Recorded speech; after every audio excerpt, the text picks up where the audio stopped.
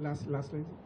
All over the country, we see people who believe something but don't have the courage to say it. ഒരുപാട് കാര്യങ്ങൾ നമ്മൾ കാണാറുണ്ട്, പക്ഷേ അത് പറയാനുള്ള വിശ്വാസം ഉണ്ടാവാറില്ല. അത് ഭീരുത്വമായാണ് ഞാൻ കണക്കാക്കുന്നത്. But great nations are not built in silence. വലിയ രാജ്യങ്ങൾ പടുത്തുയർത്തുന്നത് നിശബ്ദതയിലല്ല. Great nations, great people are built when they express their views, their opinions, and fight for their views and their opinions. വലിയ രാജ്യങ്ങളും വലിയ വ്യക്തിത്വങ്ങളും ഉണ്ടാകുന്നത് തുറന്ന് അവരുടെ അഭിപ്രായങ്ങൾ, അവരെ ശക്തമായ അവരുടെ അഭിപ്രായങ്ങൾ ധൈര്യപൂർവ്വം രേഖപ്പെടുത്തുമ്പോഴാണ്. Embedded in the culture of silence is also the idea of greed.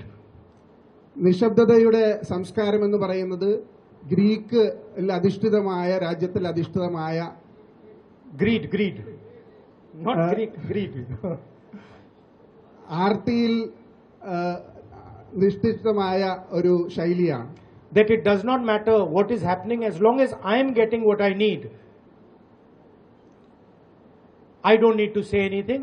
I can watch people being humiliated, people being murdered, people being killed.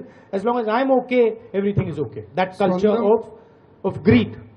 സ്വന്തമായി കാര്യങ്ങൾ നടക്കുന്നിടത്തോളം എന്റെ കാര്യം മാത്രം നോക്കുന്ന വ്യക്തികൾക്ക് പലപ്പോഴും ഇത്തരം വിഷയങ്ങളെക്കുറിച്ച് അഭിപ്രായം ഉണ്ടാവില്ല. സ്വന്തം കാര്യങ്ങൾ മാത്രം നടക്കാൻ വേണ്ടിയിട്ടാണ് ആ ഒരു ഫിലോസഫിയിൽ അധിഷ്ഠിതമായാണ് ഈ ആർത്തി എന്ന് പറയുന്ന ഫിലോസഫിയുമായി ബന്ധപ്പെട്ട് കിടക്കുന്നത്. And like all great people, she is humble.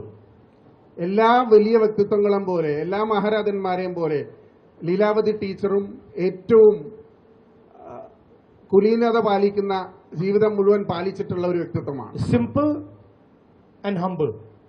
Simple and humble, വളരെ കുലീനമായ വളരെ സാധാരണ ജീവിതശൈലി മുന്നോട്ട് കൊണ്ടുപോകുന്ന വ്യക്തിത്വമാണ്. And I saw a little bit of spirit of Kerala also in her.